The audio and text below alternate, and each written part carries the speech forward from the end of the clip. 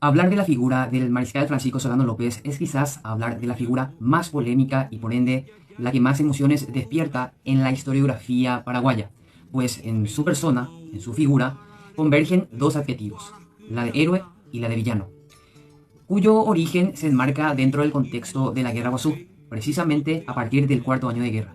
En enero del año 1869, Asunción caería en poder de los aliados, y en ese mismo año, en agosto, se conformaría o se constituiría un gobierno de triunvirato compuesto de paraguayos, miembros de la Legión Paraguaya, un grupo de paraguayos que había sido exiliado en Buenos Aires en la época de Carlos Antonio López y que desde allí habían edificado el bastión de la oposición.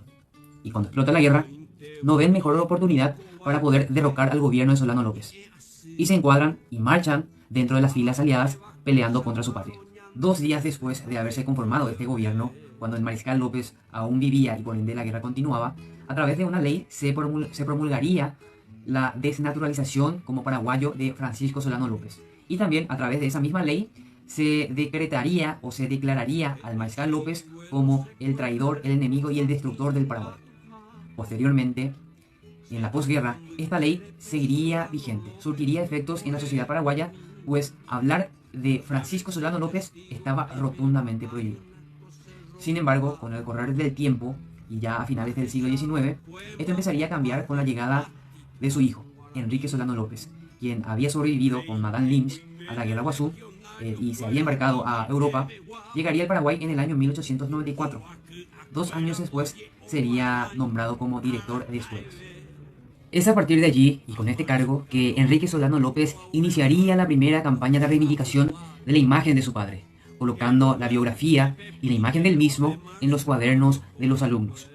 Esto, por supuesto, generaría una especie de roncha, de disgusto entre los docentes que hasta ese entonces creían fervientemente que Solano López era el destructor del Paraguay. Y debido a esta situación, Enrique tomaría la decisión de renunciar al cargo y a promover su campaña reivindicatoria desde otro fuerte, desde la prensa. Para ello, fundaría el periódico La Patria. En este periódico empezarían a publicarse distintos artículos relacionados a la Guerra Guazú. También a través de sus páginas empezaría a organizarse actividades como una marcha recordando la batalla de Curupayté, una actividad que tenía una particularidad debido a que en los primeros años del siglo XX aún vivían muchos excombatientes de la Guerra Guazú y precisamente de la batalla de Curupayté, que se agolparían a esta actividad y tras ellos sus amigos, sus vecinos, sus familiares. Por lo que hizo de que esta actividad tenga una respuesta positiva y favorable socialmente hablando, y que posteriormente se convertiría en algo tradicional, de forma anual se realizaría esta marcha. Es decir, de buenas a primeras, Enrique Solano López no mencionaría el nombre de Francisco Solano López con la finalidad de reivindicarlo, sino que, con esa finalidad, empezaría a recordar algunos hechos del pasado, de la Guerra Guazú, algunas batallas, un pasado heroico, de la que indefectiblemente Francisco Solano López formaba parte. La figura del mariscal López empezaría a reivindicarse explícitamente con la incorporación como columnista de Juan Emiliano Oleari, un intelectual de la época, y es él quien empezaría a escribir sobre un pasado heroico con el título Recuerdos de Gloria, y también recordando y ensalzando la figura del mariscal López. Serán estos artículos publicados por Oleari los que causarían un disgusto en un sector de la sociedad paraguaya, en el sector antilopista. Ese es el sector que creía fervientemente que Solano López era el responsable de la guerra y el destructor del Paraguay. Y en ese sentido aparecerían personas de la talla de Cecilio Báez, un tremendo intelectual que tuvo el Paraguay y que a través de las páginas del periódico La Tribuna empezaría a rebatir los argumentos utilizados por Juan Emiliano Oleari para ensalzar la figura de Solano López. Y es a partir de allí que se implantaría el debate y se difundiría en los hogares, en los colegios, en las escuelas, en las plazas públicas, en los bares, sobre si realmente Francisco Solano López era héroe o era el villano del Paraguay.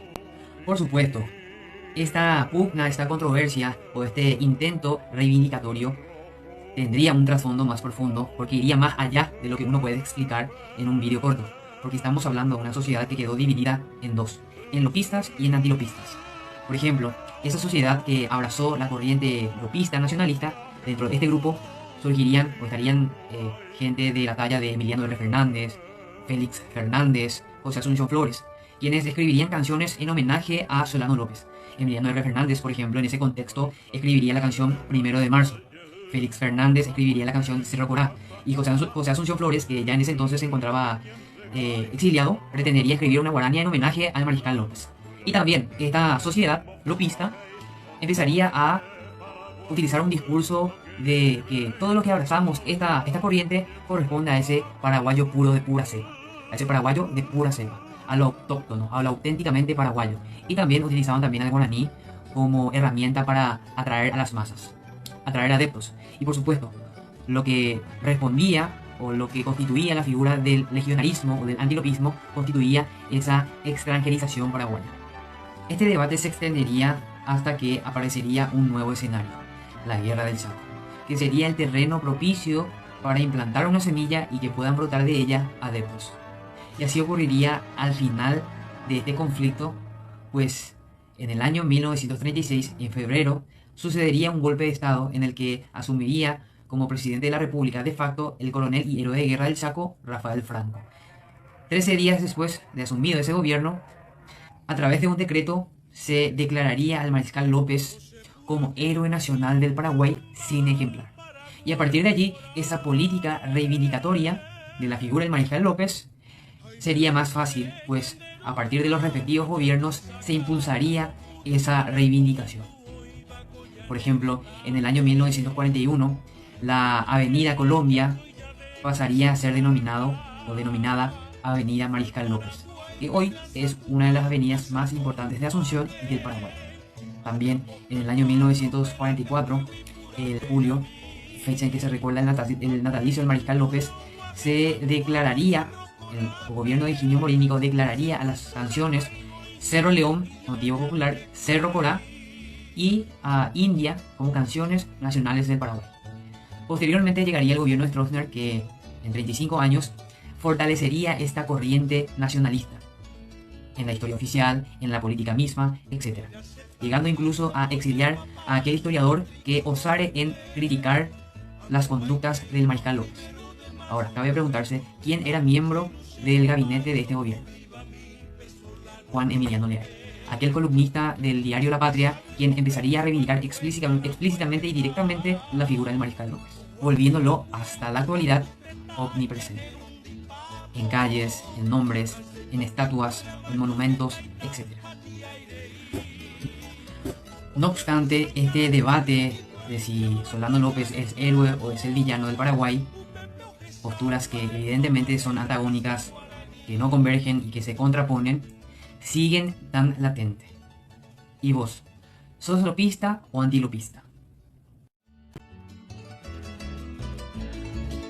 A 56 años este día y ponemos del año 70 Cerro Corá, Peñora y los Jagüe, pero y el López en blanco arispetado defendemos.